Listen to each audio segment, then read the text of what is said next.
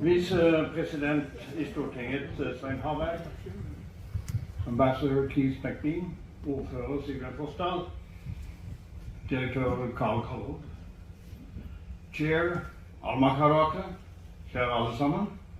Hjertelig velkommen til en europeisk kulturminnekonferanse ved åpninga av utstillingen om Gullfunnet på Bygland i 1833. Jeg er fryktelig glad for å se så mange komme hit, og glad for at det programmet som er laget i stand for denne konferansen er av så høy kvalitet. Jeg er særlig glad for samarbeidet med Europarådet. In particular, we are happy about the cooperation with the Council of Europe, som har gjort det mulig å anmelde både utstillingen og konferansen til de europeiske kulturminnedagene. The European Cultural Heritage Days of the Council of Europe, som er det største kulturmønstringen i Europarådet hvert år. Og i dag er det gått ut medieopplysninger med bilder fra Bygland til 926 europeiske medier og journalister. En sånn eksponering internasjonalt har Bygland aldri fått tidligere.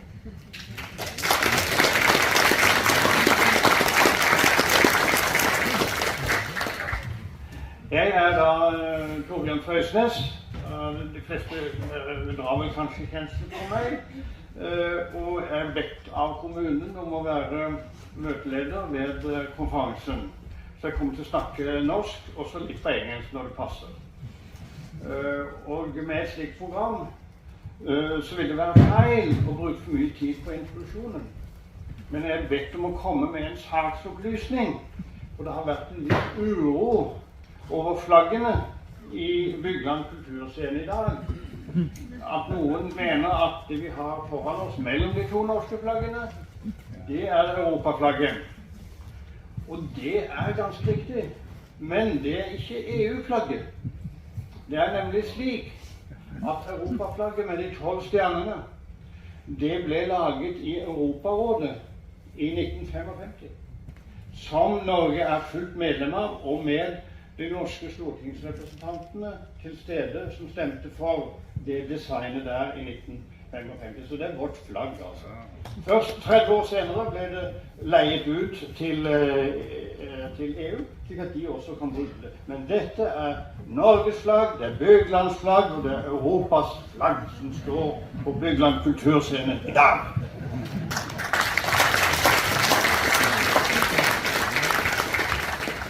Og hvor kom det flagget fra? Det kom fra Kristiansand. Der står det ved bystyret i Kristiansand. Og hvorfor står det i bystyret i Kristiansand? Jo, fordi at i 1966, da ble Kristiansand utnevnt til mottaker av årets Europapris. The Europe Prize 1966 was given by the Council of Europe to the city of Kristiansand. Så ordfører Leo Tallaksen reiste til Strasbourg og fikk denne fanen overlevert i ministerkomiteen ved en egen beslutning i 1966. Så det er en historisk fane i blått, som er Europas bunnfarve, og med gyldne bryderier. Så da vil jeg få lov til å be ordføreren i Bygland, Sigurd Forsdal, om å komme opp hit og ønske velkommen til den europeiske kulturminnekonferansen. Vær så god, ordfører.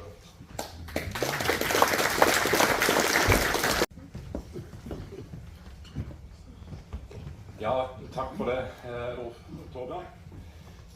Vicepresident i Stortinget, Svein Harberg. The Ambassador of Ireland, Mr. Keith McBean. Chair of the European Heritage Days, Miss Alma Karate. Assisterende direktør, Karl Kalvod, Kulturhistorisk museum. Kjære alle sammen. Det er en stor glede for meg å ønske vel møtt til denne europeiske kulturminnekonferansen på Bygland. Og vi har sett det sånn at med den unike utstillingen som flere av dere nå har sett om Gullfunnet i Bygland fra 1833, det må vi koble sammen med et formidlingstiltak som kan sette funnet inn i et historisk og europeisk perspektiv. Derfor har vi bedt inn til denne konferansen, og jeg må si meg svært glad for det interessante programmet som vi nå har framfor oss her i dag. Vi har som tidligere nevnt hatt et nært og godt samarbeid med Kulturhistorisk museum og Setesdalsmuseet om de faglige foredragene som vi nå skal få høre nå i ettermiddag. Og jeg vil rette en stor takk til de medvirkende fra disse museer for det programmet som vi nå har fått lagt. Utstillingen og konferansen som nevnt meldt inn som norsk bidrag til Europarådets europeiske kulturminnedager 2022. En stor takk til Kulturminnevernforbundet og Europarådet for bistand til det, som gjør arrangementet i Bygland kjent over hele Europa. A special thanks to the chair of the European Heritage Days, Ms. Alma Karate, from the Ministry of Culture of Latvia, for giving the keynote speech to the conference.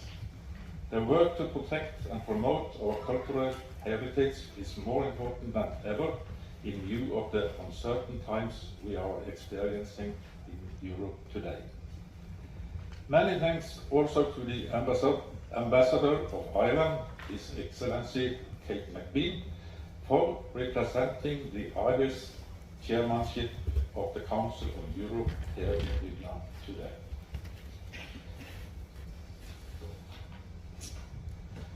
Jeg ser arbeidet med kulturminnevern som et tiltak som er viktig for oss alle for å møte omskiftelige tider. Med denne kulturminnevernkonferansen vil Bygland være med på det arbeidet ved å styrke kunnskapen om heimstaden og om den kulturarven og historien som vi deler. Jeg vil nå ønske Stortingets første visepresident Svein Harberg særskilt velkommen til Bygland. Det er i stor anerkjennelse fra landets nasjonalforsamling at han er i Bygland i dag, og det er i stor ære å be han forestå den offisielle åpningen av konferansen. Mange takk.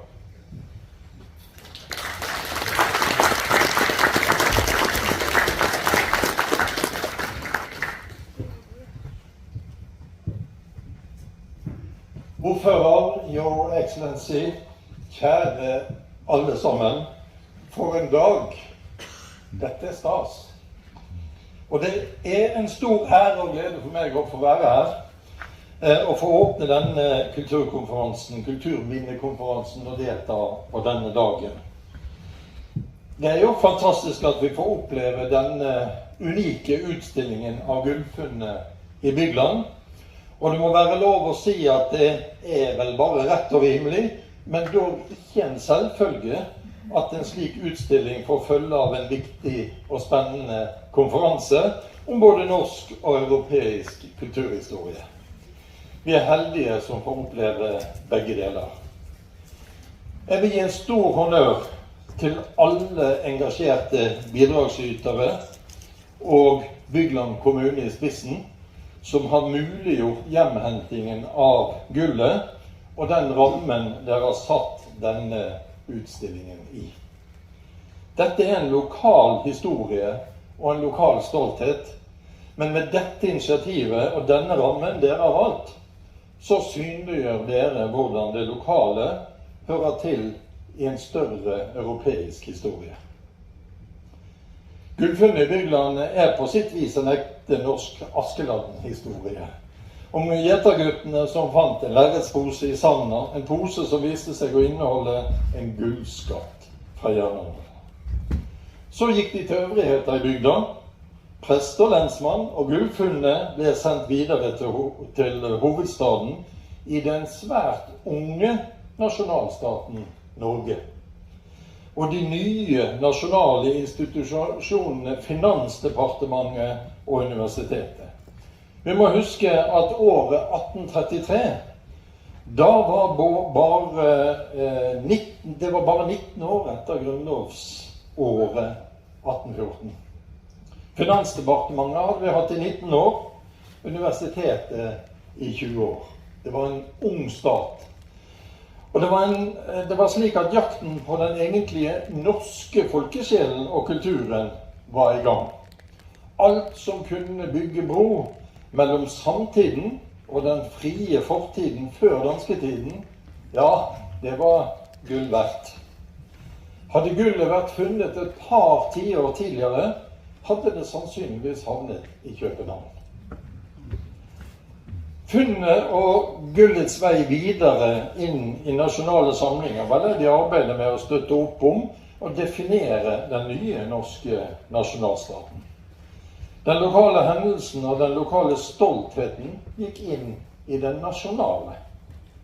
Men som alle historier så er heller ikke denne historien bare norsk.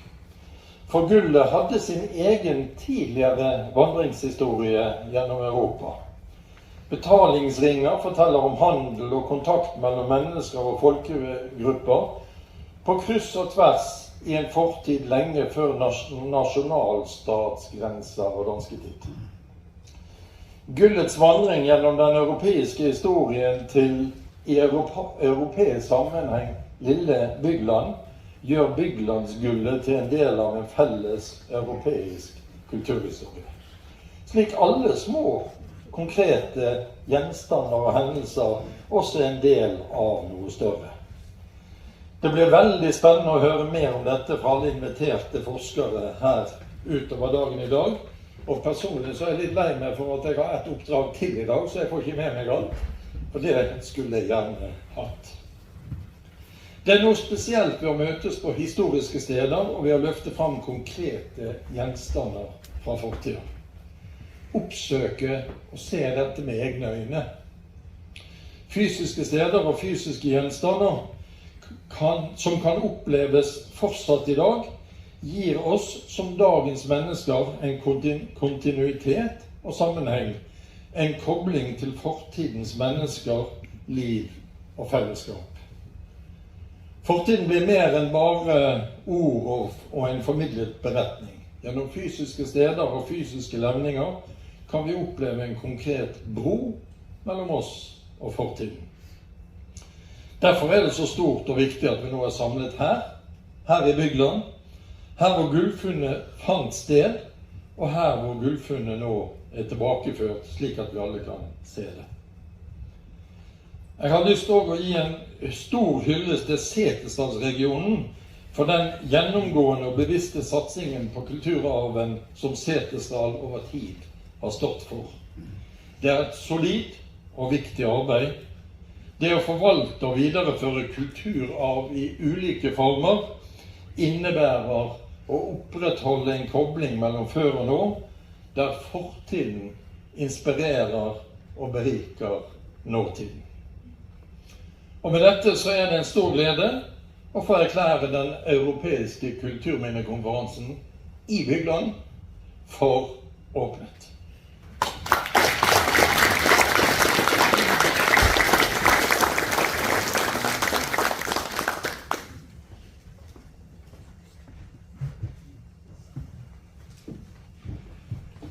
Etter den offisielle åpningstalen av Stortingets visepresident, som snakket om historie og kontinuitet, som er tema for denne konferansen, hva passer da bedre enn å be en av de fineste spillemennene i Setesdal og Bygland, Vidar Frøysnes, om å spille Sovdølen, Vondharpeslott for Setesdal.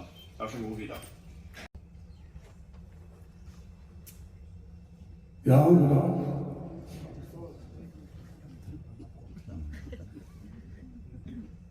Det høres ut som jeg var langt av sted.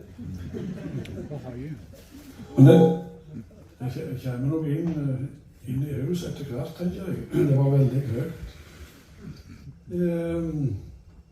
Ja, takk for invitasjonen til å komme her med musikk, og takk ordfører som er stelt i stand dette med sine komiteer og notabiliteter. Jeg kan ikke hele leksa med de som er her, men her er i hvert fall Svein kjenner jeg, og så er det noen utlendinger. som hever profesjonen av Torben. Takk for en flott dag, og jeg skal prøve med mitt bidrag. Det da, som Torben sa, en slott fra Setesdal. Nærmere bestemt fra Bygland, og for nord i Bygland ligger Sårdal. Og Sårdølen er en av de mest kjente slottene egentlig i Setesdals spill. Det er flere versjoner av den, men den mest kjente vil da bli den som jeg kaller Frøyraks Sårdølen, som ifølge da Vidar Landi, som de skriver et langt hefte om dette her, så er det også en trall, for dette var jo en hending i 1798 med Sårdølen. Sårdølen drap jenta si, og så ble han senere samme år, i november, halshøyen på Sårdal. Så denne soga er dramatisk, og denne slotten bygger på en trall. Søster, nå fikk du det plent som du ville, kanskje det gjenger meg riktig så ille. Jenta jeg drap, jeg gjorde som jeg sille. Jeg kan ikke fortelle hele historien, men det var altså et drap som søstre var innblandet i, og han trallen da var på vei til skafottet.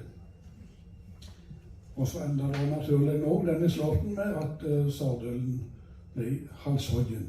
Han ble først høyen håndet av, og så hovedhuet ble sett på stadje, og så kroppen på stegl. Og det skjedde som sagt på Sårdal, og på kartet stender det en stegleflåt. Flåt er en flat plass der steglet var. Så på stegleflåt kan de snuse på atmosfæren den dag i dag. Her kommer Sårdølen.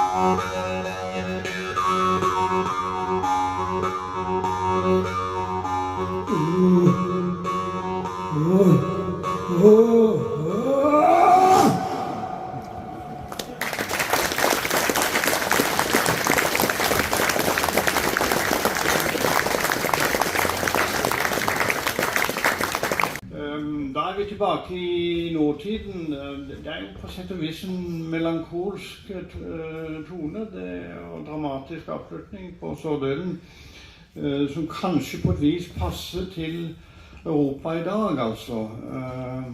Og i Europa i dag så har vi den situasjonen at i Europarådet så er da Russland blitt utstengt. Og det er på grunn av krigen i Ukraina. Så de som har da ledelsen i Europarådet, som har formannskap i Europarådet, har en veldig krevende politisk situasjon å håndtere. Og this half year, Ireland holds the chairmanship of the Council of Europe. And I'm very pleased to welcome the representative of the Irish chairmanship of the Council of Europe, His Excellency Ambassador Keith McBean, to this conference. He's going to speak about the chairmanship, but also about its contribution to the European Cultural Heritage Programme, which is an important priority of Ireland. I would like to say that we are very happy also that you could come to Bygland, Keith, because I know, living in Bygland, where we live, that you are a good swimmer, swimming at all times of the year, and who stayed at our conference hotel, Bygland Fjord Hotel, and who went down to the lake this morning to have a swim in the degree of 15 degrees. The ambassador of Ireland to Norway, Mr. Keith McBean, who is the most sporty ambassador that we have, I think, in the country. He did a swim this morning, ladies and gentlemen. Give him a big hand.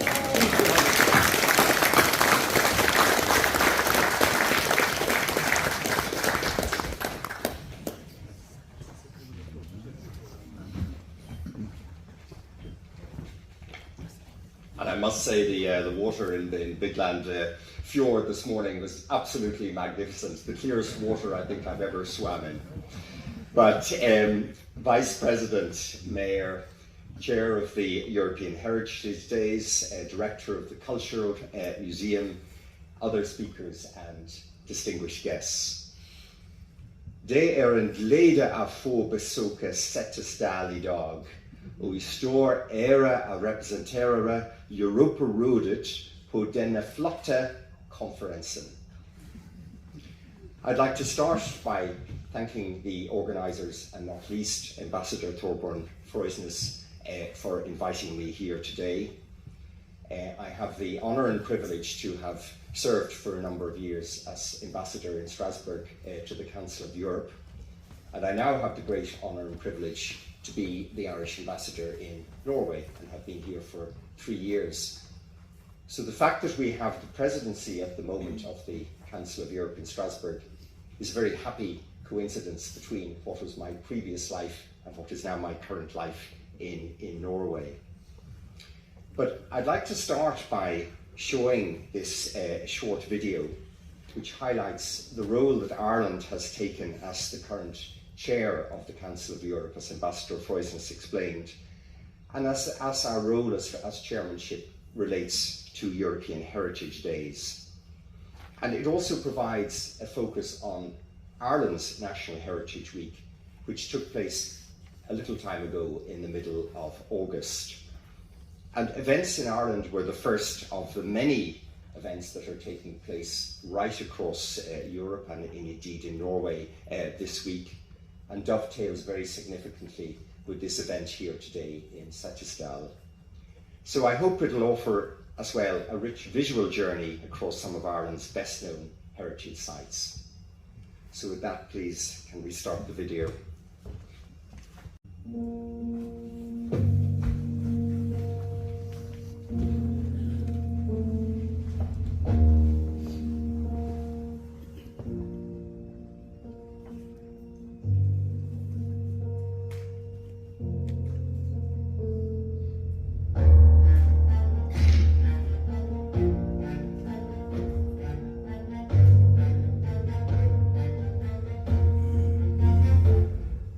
Díomh tá fáilte rih chuireann an seo go Strasbourg sa bhainc, táid an seo lá bhreachlach agus táid a ceiliúradh tús le leitheanta na haireachta Eorpaí. We're here in the Parc de la Rangerie in Strasbourg to mark the start of National Heritage Week in Ireland. and the beginning of the 2022 European Heritage Days season across Europe. Behind me is one of Strasbourg's landmark buildings, the Pavillon Josephine. Built in 1804, it was designed for the benefit of Josephine de Beauharnais, Empress Josephine, as the wife of Napoleon Bonaparte, and it was originally intended to house a collection of exotic orange trees that were confiscated from the aristocracy during the French Revolution. Classified an historic monument in 1929, the Pavillon Josephine is located only a stone's throw away from the Council of Europe and the European Court of Human Rights. And it's a favourite place, the Parc de l'Orangerie, for Strasbourgers to stroll at the weekend among its numerous botanical exotica and works of art. With its centuries-old trees and landscaping, the park is an outstanding natural heritage site and as such was classified an historic monument in 1993. Its green spaces are maintained without the use of any pesticides and has been awarded France's École Jardin Quality Seal. Over the years, more than 800 stork chicks have been born and prepared for release here in the wild at the park's very own Stork Sanctuary. Back home in Ireland, the European Heritage Days are celebrated through National Heritage Week, which starts each year on the third weekend of August. Coordinated by the Heritage Council, National Heritage Week is a vibrant celebration of Ireland's heritage through events and projects. It aims to build awareness of and education about heritage, thereby encouraging its conservation and preservation. Ireland's National Heritage Week is the first of many European Heritage Days held across Europe each year and focuses on engaging with heritage in all its forms, whether as individuals, families, communities or associations. This year, National Heritage Week celebrates the full return of in-person events while also continuing to welcome digital heritage projects, which proved so popular and saw many new people engage with heritage over the last 2 years. As one of Europe's largest annual cultural events, European Heritage Days are a unique opportunity to celebrate the shared cultural heritage of many different places, towns, regions, countries and people across Europe, creating shared narratives and spaces for expression beyond institutions and national borders.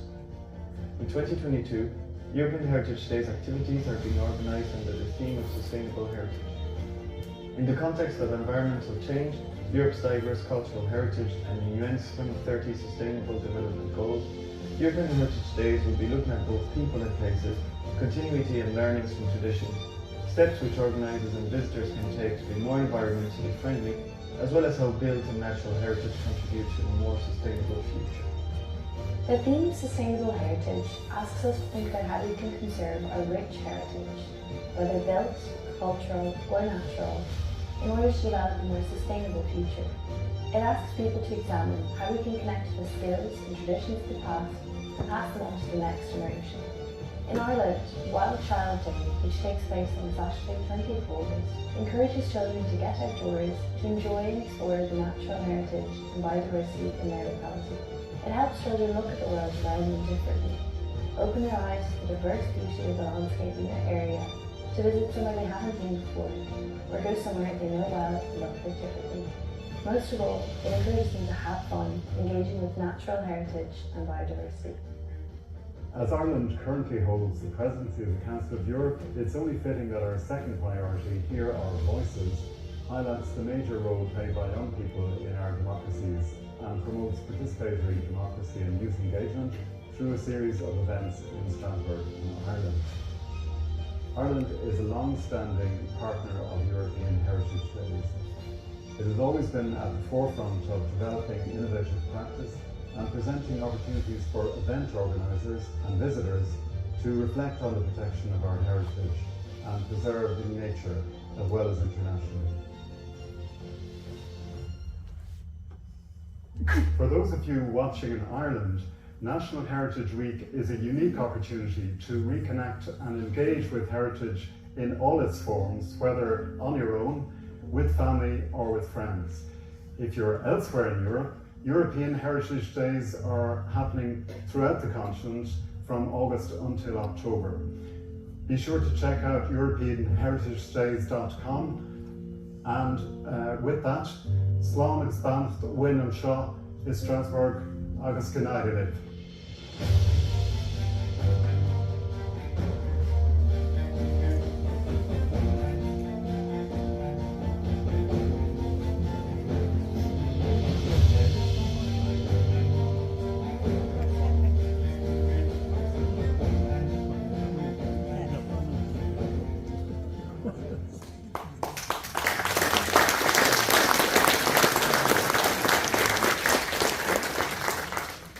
So I hope that gives a flavour about what it's all about. And as the video highlights, Ireland's been a long-standing and very active partner of European Heritage Days. And we've seen, as was mentioned in the video there and emphasised, it's a way to promote innovative practices and facilitate local authorities and event organisers to reflect on the protection of our heritage and on preserving heritage at grassroots level, which is really crucial. And as chair of the Council of Europe, given the timing at the moment, we had a golden opportunity to reconnect and celebrate the full return and facilitate the full return of all of in-person events. But we're continuing and encouraging at the same time to welcome digital heritage projects, which did prove so popular and in a way have widened the base of participation and have a value, so there's a value in continuing them as well. We didn't want to lose this wider audience. And it might be just interesting just in a few minutes just to drill into how we try to derive the maximum benefit from National Heritage Week.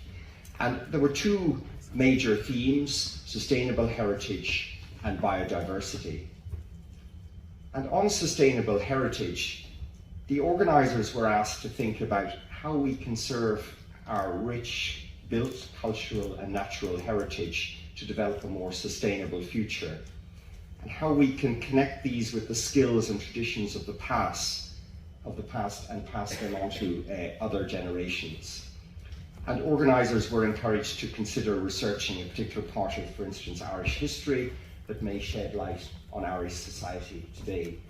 And I think in this morning's exhibition and the opening of that wonderful exhibition on the gold finds, we've seen exactly that theme here in Setesdal. On biodiversity then, the theme invited organisers to foster a greater appreciation of the natural world and to look at the variety of plant and animal life in their locality, something that is so rich here in Norway.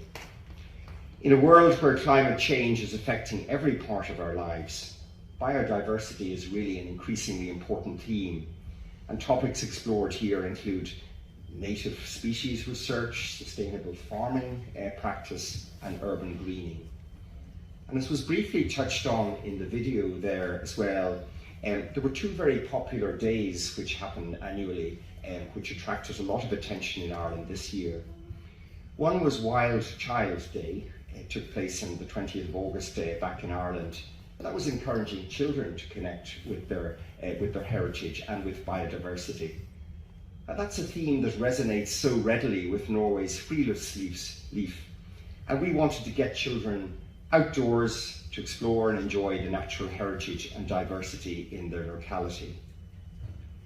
And then the following day, Water Heritage Day took place, and really with the droughts that we've seen in Europe, across Europe this year, as we well know, that is also becoming an increasingly crucial and important theme. And Heritage Day, this Water Heritage Day was an opportunity to celebrate water as an integral part of our natural heritage, as well as an absolutely vital part of our future, to reflect on the importance of water and the importance of water quality. And there's certainly no question, as I can see, about the water quality in Bygland Fjord. But there are, as we well know, serious issues in other locations. So overall, the events were very well subscribed. I think there was a real desire to reconnect after all those years of pandemic restrictions. So with that, I'd like to thank you very much for your attention. I'm looking forward very much to the conference, to listening to the other speakers, and indeed to the proceedings during the course of the day. It's a real pleasure to be here in such a lovely location in Norway. Thank you for your attention.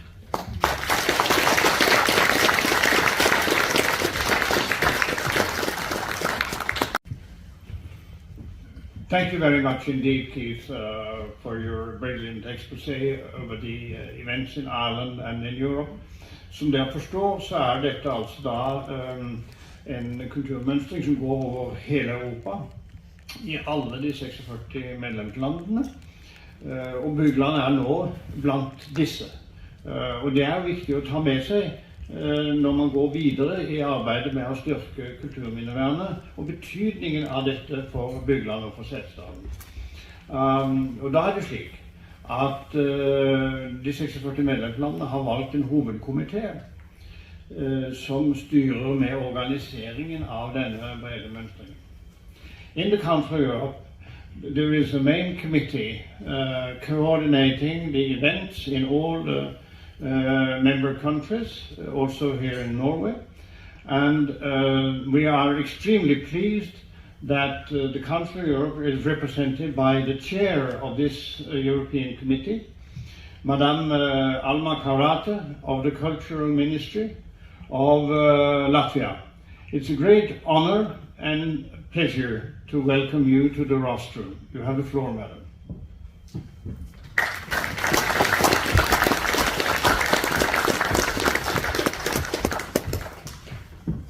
So, Vice President, Your Excellencies, Mayor, ladies and gentlemen, and friends of heritage.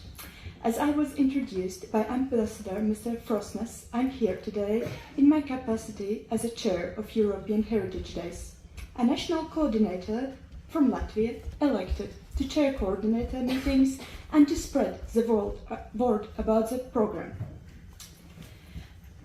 I'm delighted for the invitation to be here with you today in Bygland for the launch of Norway's European Heritage Days, the most widely celebrated participatory cultural event in Europe, and to have the opportunity to speak about this movement, which for more than 3 decades has enriched Europe through revealing beauty, celebration and edutainment, at combining education and entertainment. The European Heritage Days have changed along the way. Historical Monument Open Day, when doors of listed sites were opened in the very beginning to raise awareness of the richness of heritage, have grown into a festival celebrated all over Europe from August to October, focusing on exploration of topical themes with a clear European dimension, fostering the connection between heritage organizations and the general public, as well as giving a voice to heritage communities. The European Heritage Days are also unique compared to other important international events in the heritage fields, such as European Night of Museums and the European Artistic Craft Days, as they are managed under the leadership of the Council of Europe in cooperation with the European Union, having a national coordinator in every country. The coordinators meet once a year, sharing experience from their country and thus helping to adjust and develop the program from year to year to meet the needs and expectations of heritage communities and event participants. The decisive role in the success of European Heritage Days is local organizers, who respond to the call of national coordinators and organize meaningful events tailored to the local context. So 30 years, the amount of time program lasts is a long time, but that has brought a lot of change. Here you can see a photo from snowy Latvian countryside of the time when the Heritage Open Days started. The picture shows winter, different from the ones we experienced lately, at least in Latvia, with snow cover lasting throughout the winter months. We can see the fashion was a bit different. The fur was cherished, and wearing it didn't confront ethical dilemmas. In the right-hand corner, there is a fragment of countryside pub house from the early 19th century, built in line with the regulations of Tsar's Russia. The building in the background is a communal creamery built in the period of independent Latvia after the First World War. reused as a living house, as with the construction of collective farms and bigger processing plants when such local enterprises lost their function. At the moment when the photo is taken, Latvia, along with other Eastern European countries, still was under the occupation of Soviet Union. Also, there was a wind of change in the air. The man coming out of the house is named Alberts. He is coming out to say farewell to his children, who are ready to return to the towns and villages they had been scattered around the country as assigned each after graduation. Then, the system in Soviet Union didn't allow a graduate to choose a place to work in most cases and return to their places of origin. Recently, Alberts had met his brother for the first time since his brother had managed to leave the territory of Latvia in the final months of the Second World War and settle in the free world. At that time, also, Alberts had to give up having his own cow, as he and his wife were not able to tend it anymore without assistance. And at that time, and the interesting fact that at that time, in place that we cannot think about today, plastic bags were something scarce. They were looked after, washed, even ironed, and then reused, as they were a rarity brought from West. So you needed your own can to bring a milk from neighbors. And Albert set up milk can and tied twine connecting the handle and the lid of can. To keep them safely together, should the can flip over in the well where the milk was stored to keep it fresh. The man in the story is my great-grandfather, whom I never met, as he passed away a couple of months before my birth. But in countryside, as we can see in another picture, we still use the milk can with the twine he tied to get the milk from the farm nearby. It illustrates that some elements have not changed in these 30 years at all. Sharing personal heritage quite often is a great starting point for conversation.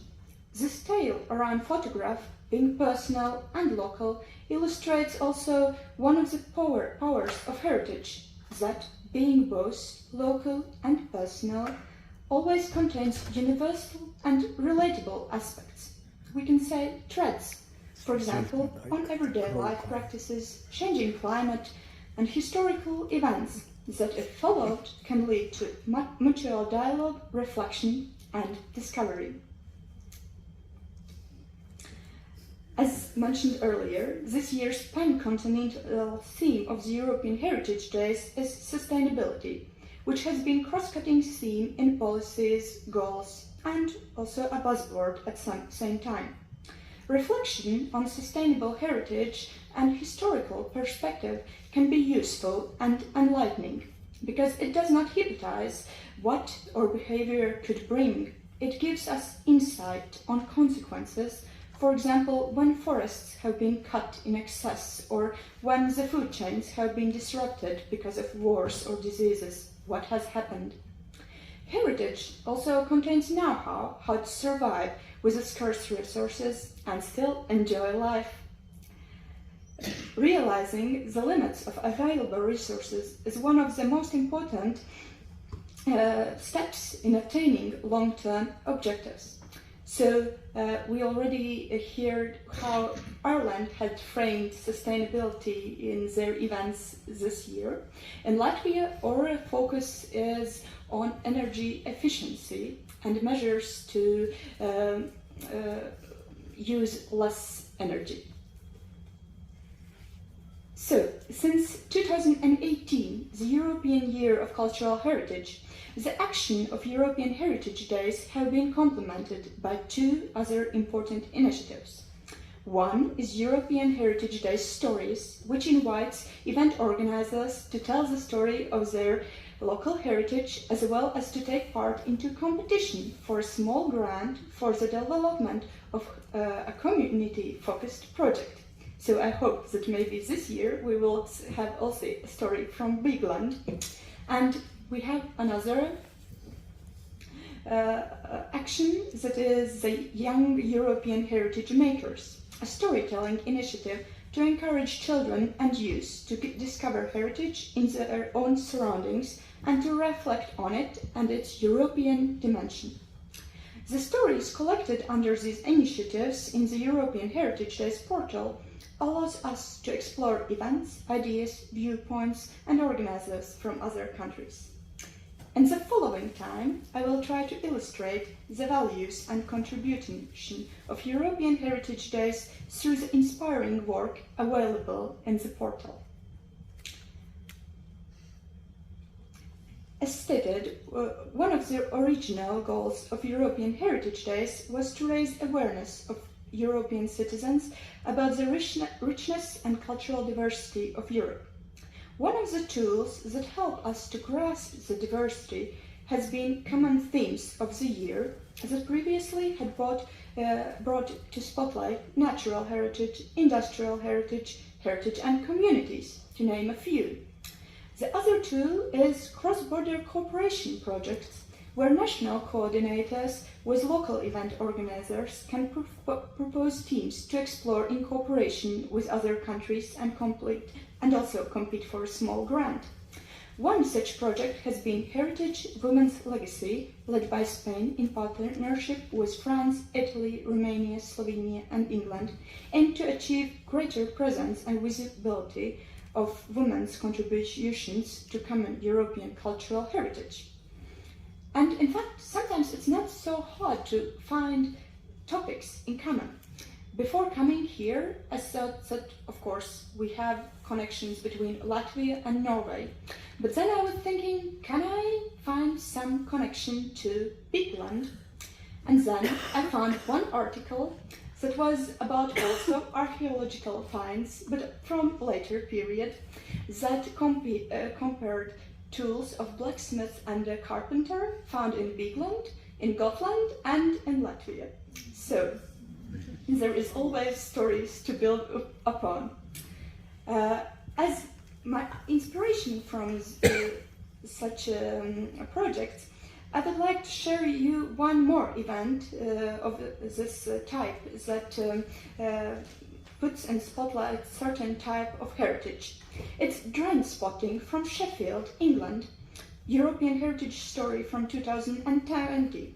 Sheffield is England's steel city, home to metallurgical innovations such as crucible steels and stainless steels. The skills and knowledge of Sheffield industries were known across Europe. This initiative, which has matured over the decade, invites everyone to explore story of a place as well as infrastructure hidden from our eyes, but crucial to the everyday functioning of the city through looking at covers of manholes, drains and service portals. Through the years, tours on the theme had been offered during the European Heritage Days, and a short guidebook on the subject was published. The grant awarded to the storyteller was used to spread the practice of drain spotting in other countries by making localized material on the theme. In fact, if you become interested in the theme, there is also a lively and international Facebook group where people share manhole cover pictures and stories from all over the world. The Sheffield story mentions another way to bring a European dimension. It's through the exploration of common heritage of twin cities. In this case, Sheffield's twin city is Donetsk in Ukraine, and their exploration marks their shared industrial heritage and traditions. So, this is drain spotting in the process, and I'm moving to the next slide, and we are going to Ireland, I guess. So, one more objective of the European Heritage Days is to inform the public and the political authorities about the need to protect cultural heritage against new threats, changing climate and a large-scale war in Europe. and so now, large-scale war in Europe have made a lot of countries re-evaluate their heritage infrastructure and risk preparedness as guardians of heritage. The theme, the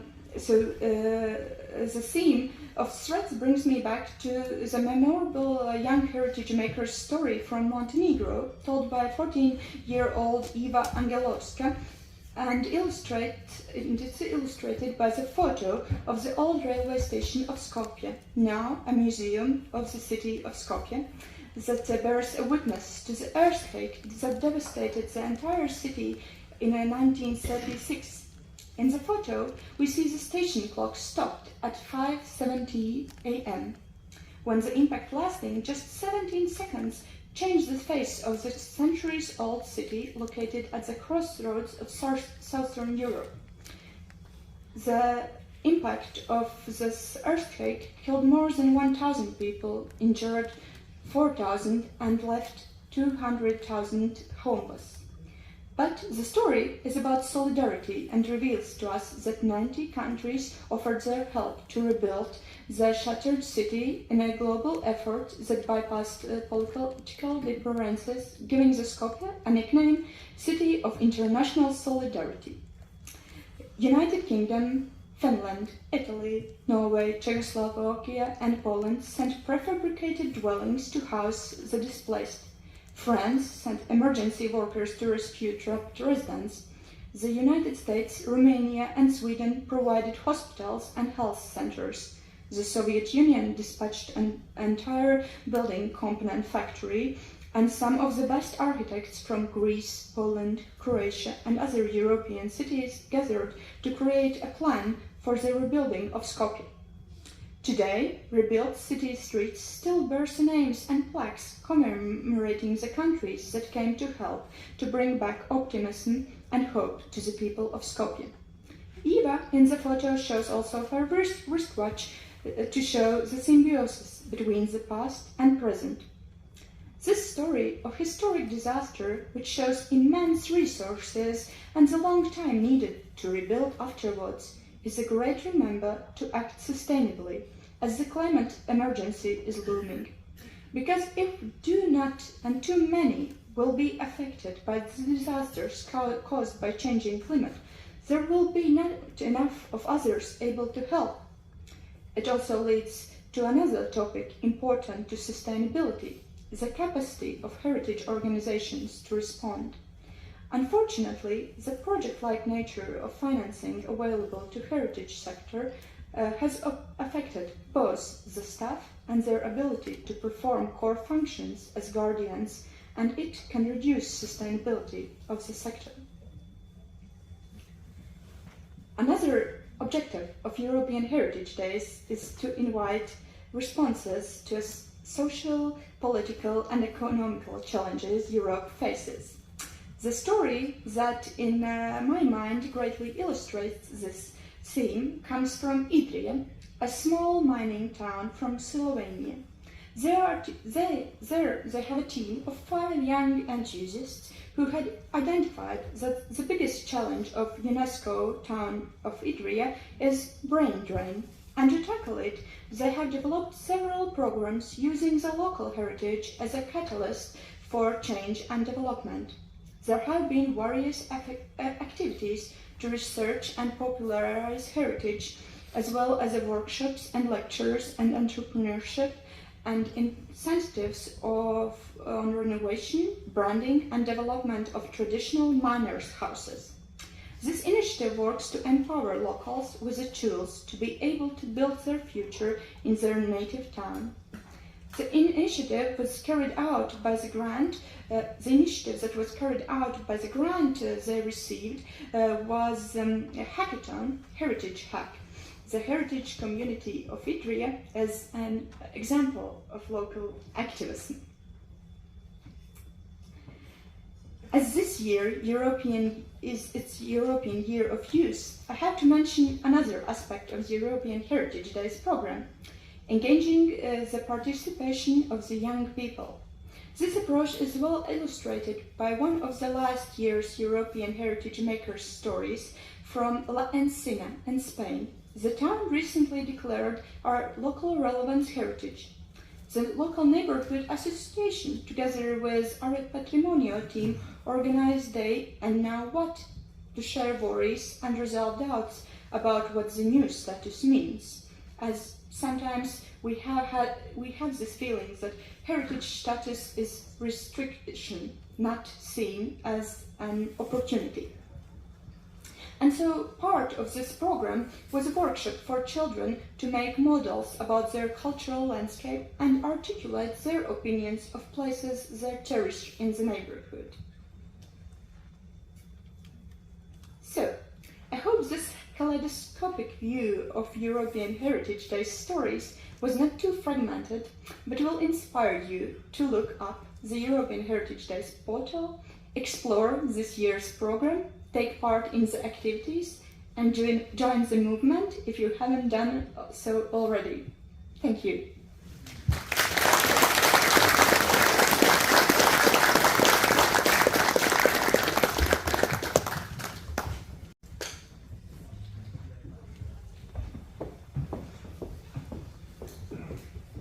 Thank you very much, Alma, for this rich expose over the activities in many European countries. It shows really how considerable this event making is. I particularly emphasize your pressing for activities directed towards children, towards youth, and to mobilize our children and our youth in understanding and appreciated the European cultural heritage.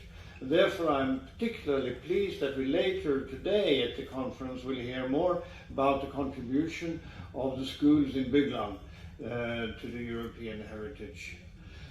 Og da passer det veldig godt å gå til den norske organisatoren av Kulturminnedagene 2022, som Kulturvernforbundet.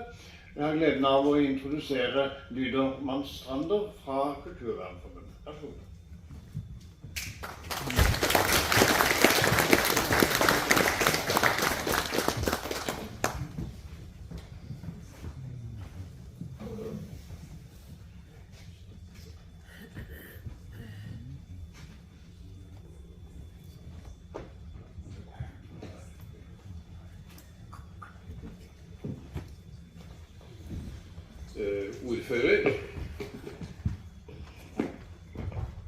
Ordfører.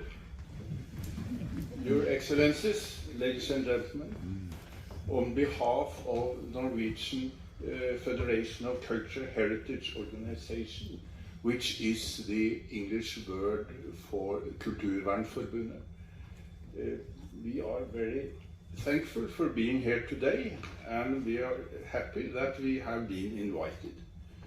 The organization role is proud to be the national coordinator of this Heritage Days in Norway. The task has been assigned to us from the Ministry of Culture and Equality and the Ministry of Culture and Environment, who share the responsibility of taking care of our cultural heritage, one for the objects, the other for the intangible heritage. We cherish this task and the collaboration with the Council of Europe and the other national coordinators. We refer to them as our European family, because most of the European network reminds us that in our multicultural societies, an understanding of our different backgrounds and traditions is a key to a tolerant and inclusive society. It is also an important reminder of how much we actually have in common. Then some words about our organization. The Norwegian Federation of Cultural Heritage Organization is an umbrella organization for 31 different NGOs, or you might call it heritage organizations, working within the cultural heritage and the conservation of cultural sites, buildings, vehicles, vessels, railroads, and practices. These 31 organizations have a total of 260,000 members, and they spend over 6 million hours a year in their heritage.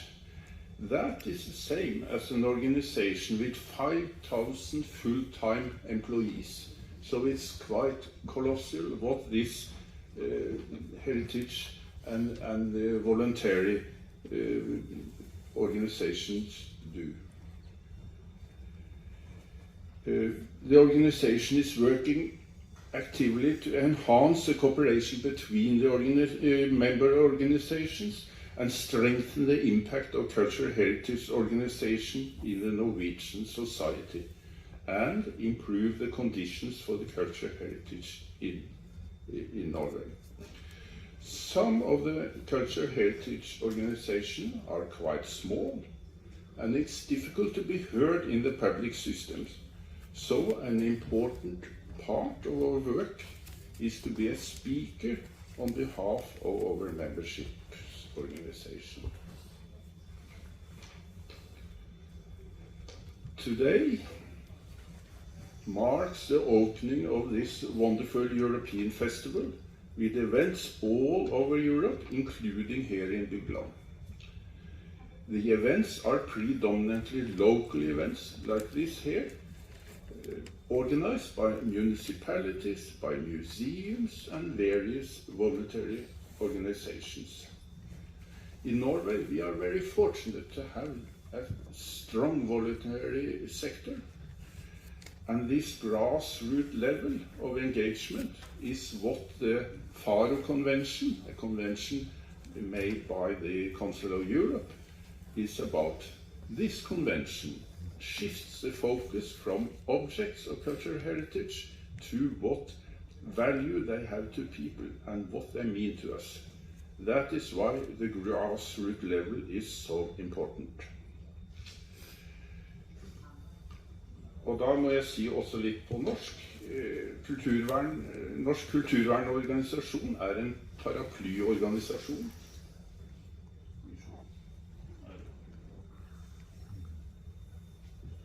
Der har vi den.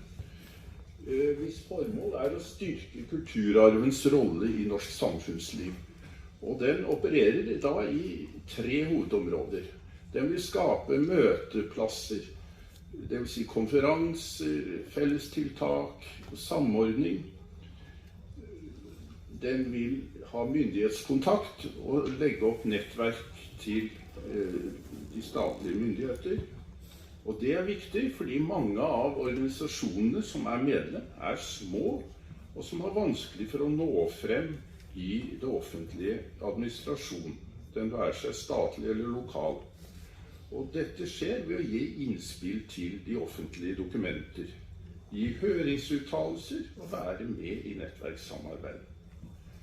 Og så er det kulturminnedagen som er den tredje tingen. Og det markerer at de frivillige organisasjonene er viktige, og at de innehar en spisskompetanse som ofte ikke finnes andre steder. Ja, her har vi oversikten over det. Det har jeg allerede nevnt. Det er 31 organisasjoner, 2000 lokallag, 260 000 medlemmer, som utfører til sammen 5000 årsverk hvert år. Så det er en ganske formidabel affære. Og det er en stor spennvidde på organisasjonene. Du har for eksempel Fortidsminnesmerkeforeningen med tusenvis av medlemmer. Og så har du Norsk Heraldisk Forening, og jeg viser Byglands våpen bare for å vise hva den foreningen holder på med. De har kun 200 medlemmer, men innehar en like stor spisskompetanse som Fortidsminnesmerkeforeningen. Og vi har ytterligere smalere foreninger, for eksempel noe som heter Norsk Nuperelleforbund. Og den er virkelig smal, men hvem kan produsere nupereller i dag? Jo, det er kun de som er i den foreningen.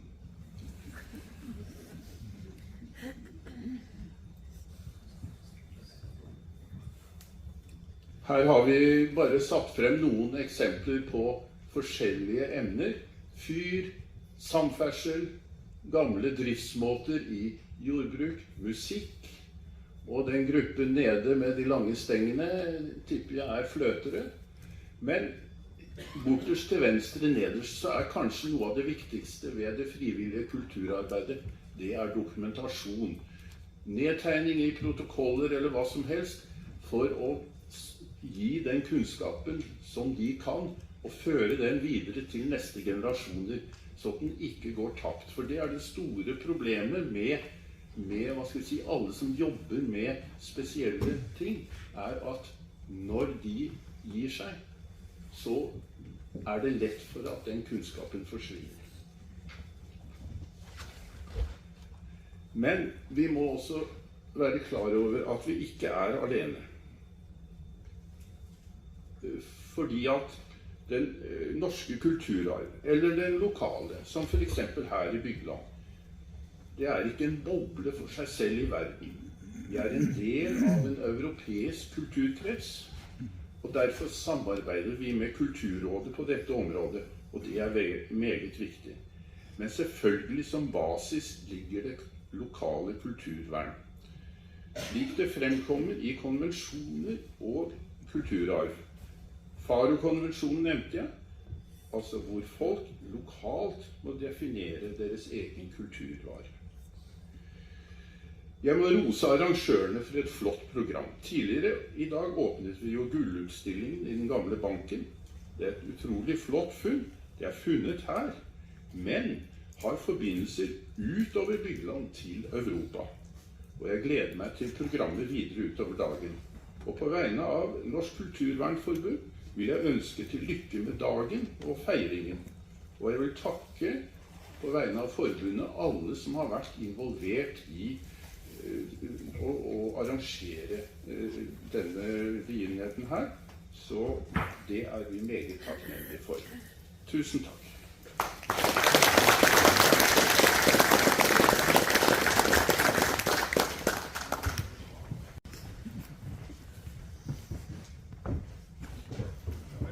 Takk Lyder Marstrander for dette uhyre interessante foredraget og oversiktet over en organisasjon som altså genererer bruttoomsetning gjennom sine aktiviteter på over 2 milliarder per år.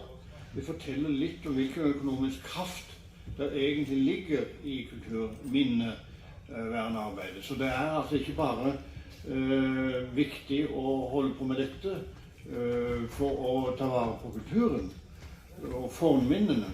Men det viser seg altså at det er en økonomisk motor som skaper voldsom aktivitet i det postindustrielle samfunnet som vi har. Og da, før kaffepausen, så er det en særlig glede for meg å be fylkesvaraordfører Bjørn Ropstad fra Agder fylkeskommune komme hit og redegjøre for det store arbeidet som også gjøres på fylkesplan på dette feltet. Vær så god.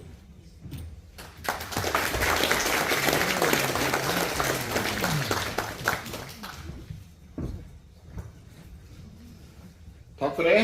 Ja, nå forsvant jo ordfører og visepresident ut her, men kjære alle sammen, takk for en veldig hyggelig invitasjon og for en flott dag. Jeg er blitt utfordret på å si litt i forhold til fylkeskommunens rolle på kulturformidling på Agder. Jeg skal prøve å få fram et bilde av det. I fylkeskommunen så har vi en egen kulturminnevernavdeling med om lag ca. 30 ansatte. Avdelingen heter Avdeling for kulturminnevern og kulturisme. Arbeidsoppgavene er delt mellom bygningsvern og arkeologi. Fylkeskommunen har et overordnet ansvar for vern av bygninger og anlegg, og har ansvar for forvaltning av fredede bygninger og kulturmiljø.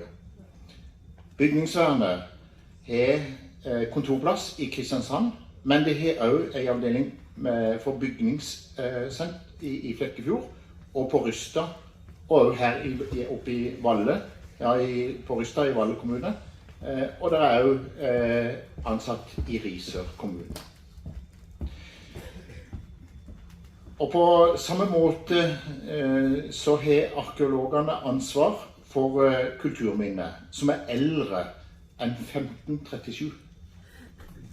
Fylkeskommunen har da fått dispensasjonsmyndighet etter kulturminneloven, og dette betyr at fylkeskommunen kan frigi freda kulturminner. Fristille deg, ja. Og i tillegg til formidlingsoppgavene jobber avdelinger for kulturminnevern og kulturturisme med formidling og skjøtsel av kulturminne og kulturmiljø. Formidlingen er knyttet til utarbeiding av informasjonsmateriell, forskjellige kurs og undervisningsopplegg for barn og voksne. Og her vil jeg spesielt nevne formidlingen av arkeologi gjennom den kulturelle skolesekken på Agder. Arkeologene i fylkeskommunen har hatt forskjellige undervisningsopplegg ut til grunnskolene helt siden 2006. Det er jo nesten like, det vil si sammenhengende i 16 år, er jo nesten like lenge som jeg var politiker. Kanskje ikke fullt så lenge. Jeg vil også nevne vår Facebook-side til kulturminnevern i fylket, som heter Kulturarv i Agder.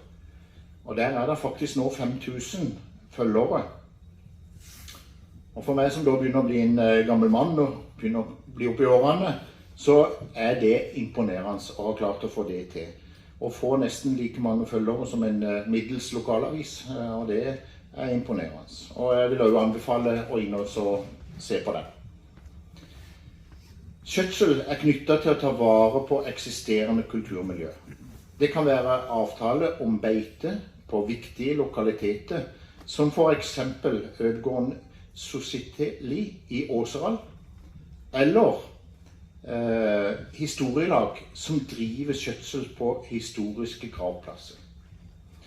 Vi har også forskjellige støtteordninger. Vi har en egen tilskuddsavdeling som er forankret i regionplan Agder 2030, og er fokus på et verdiskapende knyttet til kystkultur, kulturarv i indre bygder, og trehusbebyggelsen, som vi ønsker skal øke.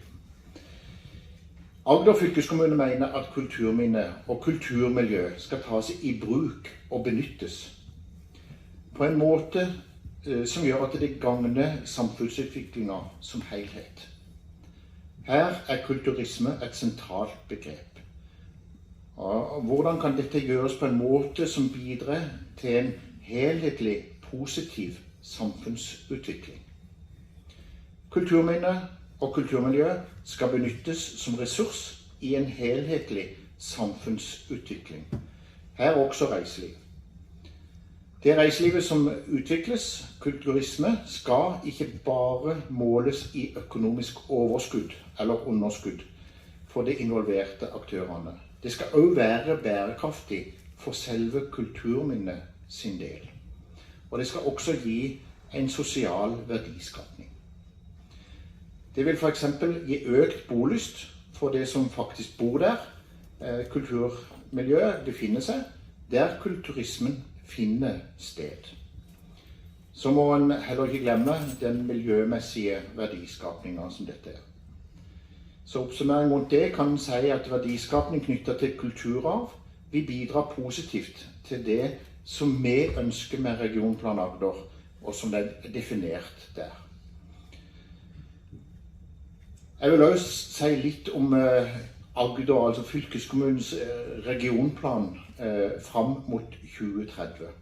Et av målene våre er nemlig at verdiskapingen knyttet til kystkultur, kulturarv i indre bygder og trehusbebyggelse skal øke fram mot 2030. Arbeidet med kulturell rute og den immaterielle kulturarven i Setesdal, UNESCO, helt sentrale prosjekter i så måte.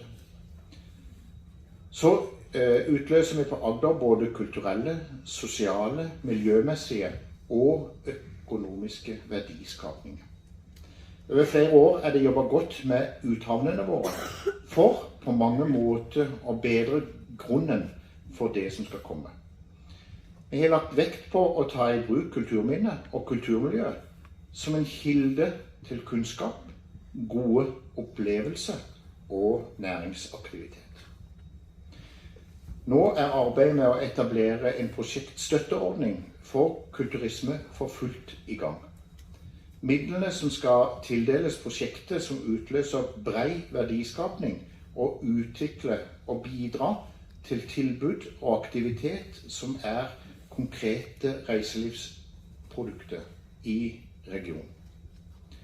Prosjektstøtteordningen har som mål å løfte kulturismen i Agder opp og fram på en bærekraftig måte. Som et resultat av dette håper vi på å få fram bærekraftige reiselivsprodukter som til utgangspunkt i å bevare kulturarven og samtidig gi både økonomisk, sosiale og miljømessige verdiskapninger. Denne utstillingen på Bygland helt i tråd med fylkeskommunens målsetting om kulturminne og kulturturisme. Og jeg vil gratulere alle som har jobbet med det, og takke for den innsatsen som lagt ned for å få dette til. Det bare fantastisk.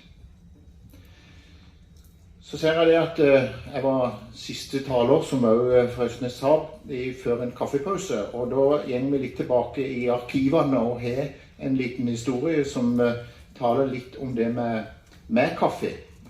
Det en sann historie som ble funnet da vi skulle digitalisere kirkearkivene på Agder for noen år siden. Kaffen kom til Norge i slutten av 1600-tallet, og like etter dette så skulle det holdes et stort bryllup på Storgården Skjævedsland i Mandal. Og bryllupet skulle, som på den tida, være overdådig, og det var kjøpt inn mye mat og drikke. For festen skulle vare i 4 dager. I tillegg til godt øl var det også skaffet til veie 4 anker med sprit. Et anker var et gammelt tønnemål og tilsvarte 37,5 liter, altså ca. 150 liter med sprit.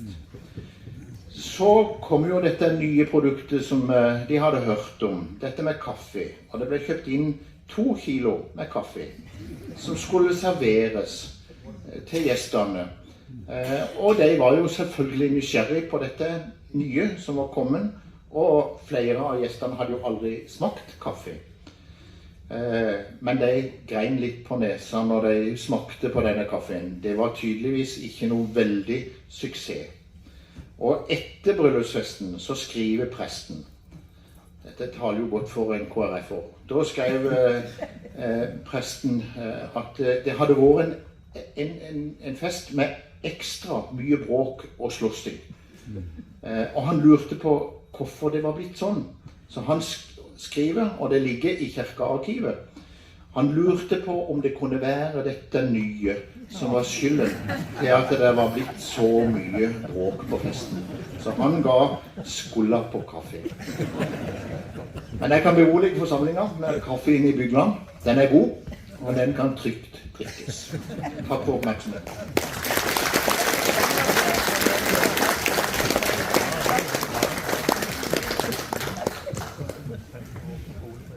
Ja, nå har vi fått så mye reklame for kaffepausen at jeg kan jo bare legge til at vi også veldig glad for den orienteringen som Bjørn Ropstad har gitt om fylkeskommunens store engasjement på dette området, og at det faktisk slik at kulturminnevern og det bidrar til økt økonomisk aktivitet som den kan gi, det en prioritert satsning i kommunens fylkesplan frem til 2030.